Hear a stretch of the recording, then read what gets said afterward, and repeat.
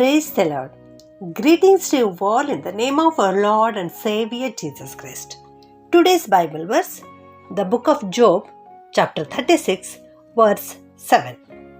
He protects those who are righteous. He allows them to rule like kings and lets them be honored forever. ಯೋಬನ ಗ್ರಂಥ 36ನೇ ಅಧ್ಯಾಯ 7ನೇ ವಚನ.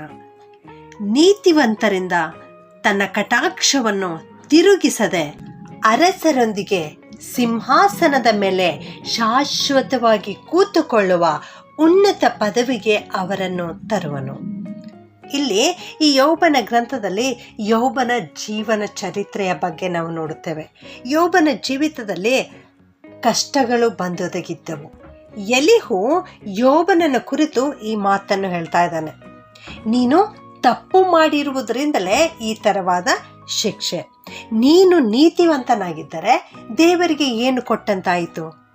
ದೇವರಾದರೂ ನೀತಿವಂತರಿಂದ ತನ್ನ ಕಟಾಕ್ಷವನ್ನು ಯಾವತ್ತೂ ಕೂಡ ತಿರುಗಿಸುವುದಿಲ್ಲ, ಅಂದರೆ ತನ್ನ ಕಣ್ಣನ್ನು ತಿರುಗಿಸುವುದಿಲ್ಲ. ಅಂದರೆ ಯಾವಾಗಲೂ ನೀತಿವಂತರಿಗೆ ದೇವರು ಆಶೀರ್ವಾದವನ್ನೇ ಮಾಡುತ್ತಾರೆ. ನೀತಿವಂತರ ರಕ್ಷಣೆಗಾಗಿ ಆತನು ಮುಂದೆ ಬರುತ್ತಾನೆ.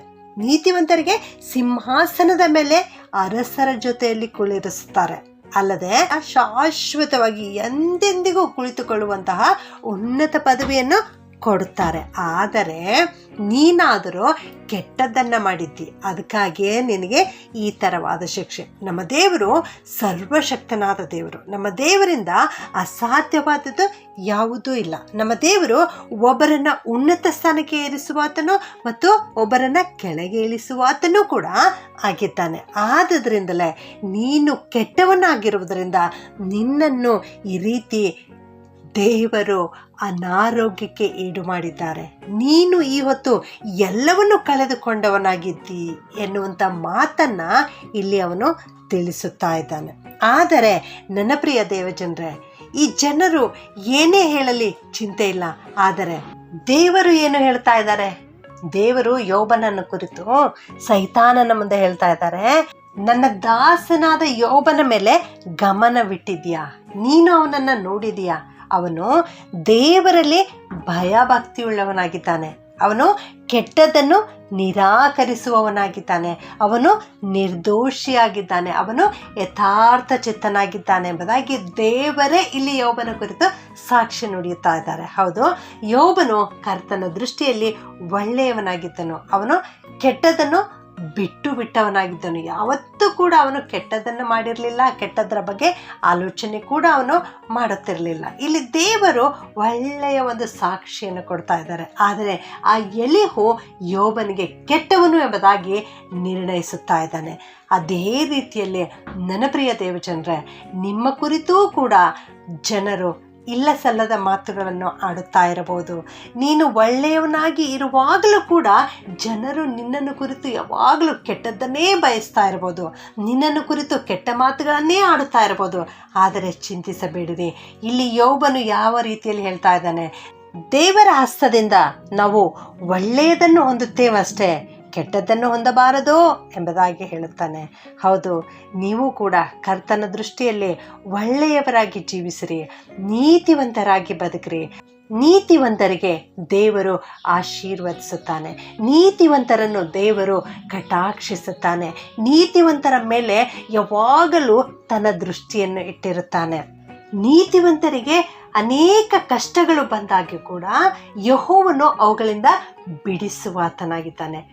ನೀತಿವಂತರ ಜೀವಿತದಲ್ಲಿ ಕಷ್ಟಗಳು ಬಂದಾಗ್ಯೂ ಕೂಡ ಅವು ಶಾಶ್ವತವಾಗಿ ಇರುವುದಿಲ್ಲ. ನೀತಿವಂತನು ಯೆಹೋವನಿಗೆ ಕೂಗಿಕೊಳ್ಳುವಾಗ, ಯೆಹೋವನಿಗೆ ಮೊರೆ ಇಡುವಾಗ ಖಂಡಿತವಾಗಿಯೂ ದೇವರು ನೀತಿವಂತರ ಸಹಾಯಕ್ಕೆ ಬಂದು ಅವರನ್ನು ಆ ಎಲ್ಲ ಕಷ್ಟಗಳಿಂದ ಬಿಡಿಸಿ ಕಾಪಾಡಿ ರಕ್ಷಿಸುತ್ತಾರೆ.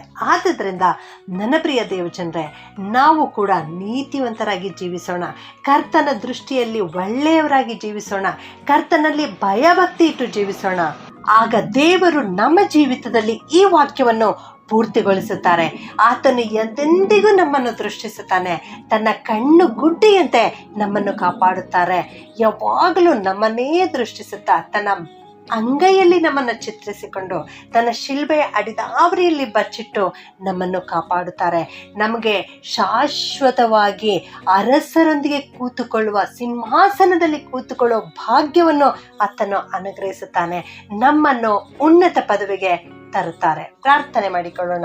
ಪ್ರೀತಿಯ ಪರಲೋಕದ ತಂದೆಯಾದ ದೇವರೇ, ನಿಮಗೆ ಸ್ತೋತ್ರ ಉಂಟಾಗಲಿ ಸ್ವಾಮಿ. ನೀನು ಇಂದು ಕೊಟ್ಟಿರುವ ವಾಕ್ಯಕ್ಕಾಗಿ ವಂದಿಸ್ತೇವೆ ಕರ್ತನೆ. ನೀತಿವಂತರನ್ನು ನೀನು ರಕ್ಷಿಸುತ್ತಿ, ನೀನು ಕಟಾಕ್ಷಿಸುತ್ತಿ, ನೀನು ಆಶೀರ್ವದಿಸುತ್ತಿ, ಅವರನ್ನು ಉನ್ನತ ಸ್ಥಾನಕ್ಕೆ ಏರಿಸುತ್ತಿ ಎಂಬುದಾಗಿ ಇವತ್ತು ವಾಕ್ಯವನ್ನು ಕಲಿಸಿಕೊಟ್ಟದಕ್ಕಾಗಿ ನಿಮ್ಮನ್ನು ಕೊಂಡಾಡುತ್ತೇವೆ ಕರ್ತನೆ. ಈ ವಾಕ್ಯ ಕೇಳಿಸಿಕೊಳ್ಳುತ್ತಿರುವ ಪ್ರತಿಯೊಬ್ಬೊಬ್ಬರನ್ನು ಆಶೀರ್ವಾದ ಮಾಡು ಕರ್ತನೆ. ಅಪ್ಪ, ಯಾರೆಲ್ಲ ನಿನ್ನಲ್ಲಿ ಭಯಭಕ್ತಿ ಇಟ್ಟು ಜೀವಿಸ್ತಾ ಇದ್ದಾರೋ, ನೀತಿವಂತರಾಗಿ ಬದುಕಿ ಬಾಳ್ತಾ ಇದ್ದಾರೋ, ಅವರನ್ನು ಕಟಾಕ್ಷಿಸು ಕರ್ತನೆ. ಅವರ ವಿರೋಧವಾಗಿ ಅನೇಕ ಜನರು ಕೆಟ್ಟ ಮಾತುಗಳನ್ನು ಆಡುತ್ತಾ ಇರಬಹುದು ದೇವರೇ. ಅನೇಕ ವಿರೋಧಿಗಳು ಇವರನ್ನ ಬೀಳಿಸುವುದಕ್ಕೆ ಪ್ರಯತ್ನ ಮಾಡ್ತಾ ಇರಬಹುದು ದೇವರೇ. ಆದರೆ ದೇವ, ನೀವಾದರೆ ಇವರನ್ನು ಕಟಾಕ್ಷಿಸುವಾತನು, ಕರುಣಿಸುವಾತನು, ಕಾಪಾಡುವಾತನು, ದಯೆ ತೋರಿಸುವಾತನಾಗಿದೆಯಲ್ಲ ದೇವ.